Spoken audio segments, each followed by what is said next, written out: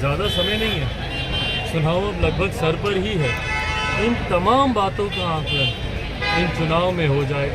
जनता से बड़ा तो और कोई नहीं है इन बातों का फैसला लेने के लिए। तो जब हम लोग चुनाव की दहलीज पर हैं तो कौन थके हुए हैं, किसने कार्य किया, किसने कार्य नहीं किया, 17 साल में क्या हुआ, 17 महीने में क्या हुआ, 35 सालों में क्या हुआ, क्या नहीं हुआ, इन तमाम बातों का आकलन जनता के द्वारा इसकी समीक्षा की जाएगी और परिणाम भी जल्द सामने आ ही जाएंगे। जब आप नेगोशिएशंस करते हैं, जब आप सीट शेयरिंग पे जब आप चर्चा करते हैं, बातें करते हैं, तो आप बफर भी रखते हैं।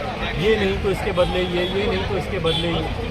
समीकरण के हिसाब से कई ऐसी सीटें हैं जो आपको लगता है आपके जनाधार के हिसाब से, आपके संगठन के हिसाब से, जो आपको लगता है कि समीकरण जिसमें आप चुनाव लड़ रहे हैं उसमें वो सीटें आपके खाते में आ सकती हैं, या जो सीटें हैं अगर अदला बदली होती है तो कौन सी आ सकती है। और ये तो अभी 11 की ही बात है, बाकी की भी जितनी सीटें हैं 40 के 40 सीटों हम लोगों के लोकसभा हम लोग के चुनाव प्रभारी उन लोकसभा में जाएंगे।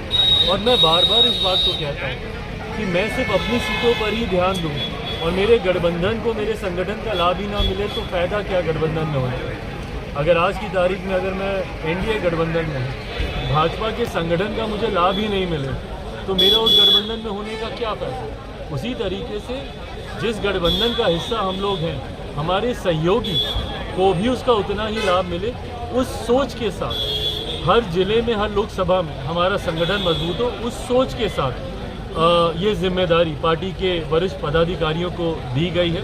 आने वाले दिनों में और सूची भी आप देखेंगे जिसमें बाकी की जितनी बची हुई लोकसभा है उसका भी जिक्र किया। सर आप और आरएलजेपी दोनों एनडीए के जो है सदस्य हैं, लेकिन आरएलजेपी की तरफ से बार बार आपको लेकर के बयान आता है कि आप एनडीए में नहीं हैं। सर बीजेपी भी इस बयान को सुन रही है और कुछ बोल नहीं। भाई कोई फर्क नहीं पड़ता इस बात से, कौन एनडीए में है कौन नहीं है, इसका सर्टिफिकेट तो किसी से नहीं चाहिए ना।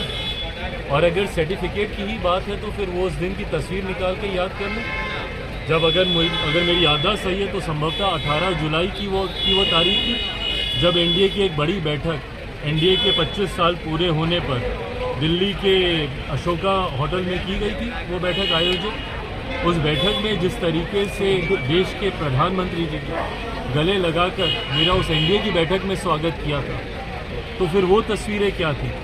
या तो वो तस्वीरें गलत थी या अब जो कहा जा रहा है वो गलत है। भाई मैं खुद हाजीपुर के लिए उतना ही बेसब्री से मैं चाहता हूँ कि मुझे हाजीपुर में सेवा का वो मौका मिले। मेरे पिता के जाने के बाद मैंने हर संभव प्रयास किया जहाँ पे मैं हाजीपुर के लोगों के साथ जुड़ पाऊँ, उनके कुछ काम आ पाऊँ। पुनः मैं दोहराता हूँ, ये गठबंधन के भीतर लिए जाने वाले फैसले हैं। मैं गठबंधन की मर्यादा को तोड़ूंगा